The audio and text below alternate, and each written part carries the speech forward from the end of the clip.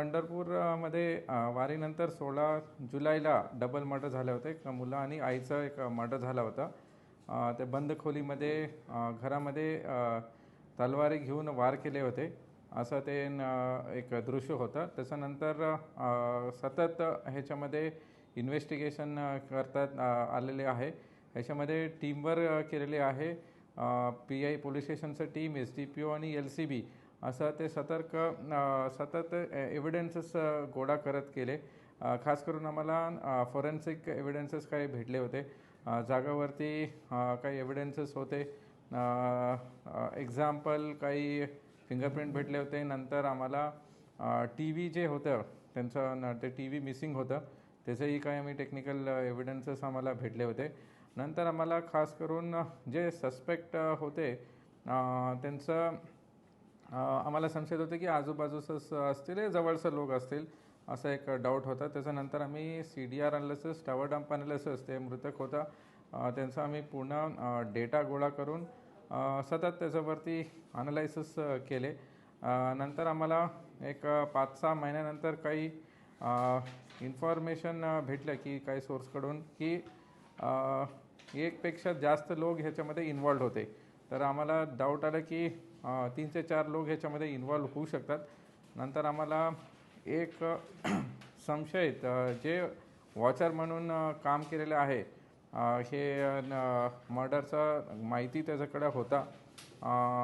त्यांना आम्ही इंट्रोगेशन केले. आता एक हे फक्त 7-8 दिवसाचा गॅपमध्ये त्यांना आम्ही इंट्रोगेशन केले.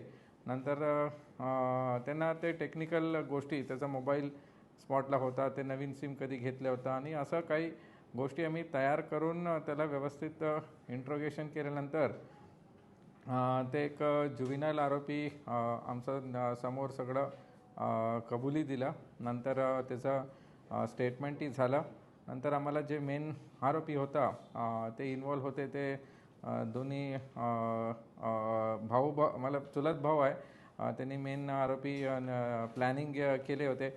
नंतर ते दोन्ही कसं हे मर्डर केले होते त्याचं माहिती पूर्ण समोर आलं.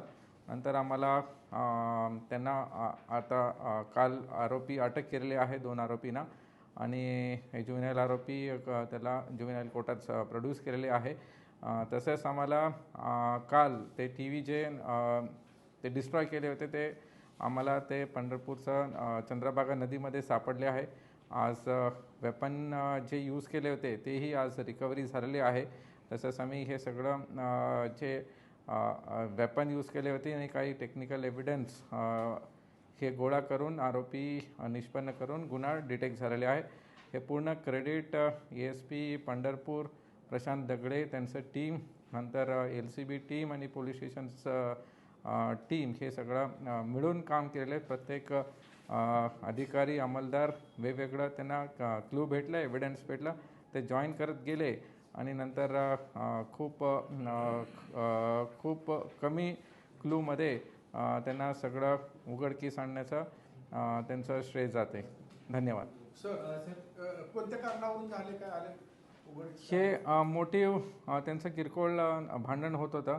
ते जे आरोपी आहे ते शेजारीच राहत होते, त्यांचं घरचं जवळच राहत होते. त्यांचं छोट्या कारणामध्ये भांडण होते. ते उदाहरणार्थ काही TV जोरात लावत होते असं त्यांचं म्हणणं होतं. काही क्रिकेट खेळण्यामध्ये त्यांचं काही वाद होत होते. नंतर काय तिथं अड्डामध्ये बसत होते तेव्हा तिथं किरकोळ भांडण झालेले आहे. असं कारणामध्ये त्यांचं रोष 2-3 महिन्यापासून वाढले होते आणि ते पूर्ण प्लॅनिंग करून हे सगळं मर्डर केलेले आहे. जमिनीचा काय वाद होता का? नाही, जमिनीचं काही वाद नव्हतं. ते टेक्निकल एव्हिडन्स आणि विथ प्रूफ आम्हाला हे सगळं जोडायला लागते. जे आरोपी समोर असलं तरी त्याचं हे तुम्हाला सांगू इच्छितो की आरोपी स्वतः डायल 112ला फोन करून पोलिसांना खबर दिले होता. ते एवढं हुशार होतं की ते स्वतः सगळं कृत्य करून नदीमध्ये सगळं एव्हिडन्सेस डिस्ट्रॉय करून परत रिटर्न येऊन घरी आला होता. घरी येऊन काही लोक तिथं जमले, तोही स्पॉटला गेला. नंतर तेच न काही लोक सांगितले त्याला की तुम्ही फोन करा पोलिसांना, खबर द्या. तर तो स्वतः तो डायल 112ला फोन केला होता. पोलीस आले होते. ते काही त्याला प्रश्न पण विचारले होते, काही डाऊट पण होता. बट त्यांनी पहिल्यापासून त्यांनी पोलिसांना मिसगाईड केला की हे कारण असू शकतं, असं असू शकतं म्हणून, की खूप मिसगाईड झाले होते इन्व्हेस्टिगेशन. तरी आम्ही काही टेक्निकल डाऊट आणि काही गोष्टी समोर आले. नंतर आम्हाला ते एकदम इन्व्हेस्टिगेशनमध्ये आम्हाला गती पकडलं. त्यासाठीच हे थोडा वेळ गेला, बट अल्टिमेटली चांगलं सक्सेस झालं आहे. आरोपींची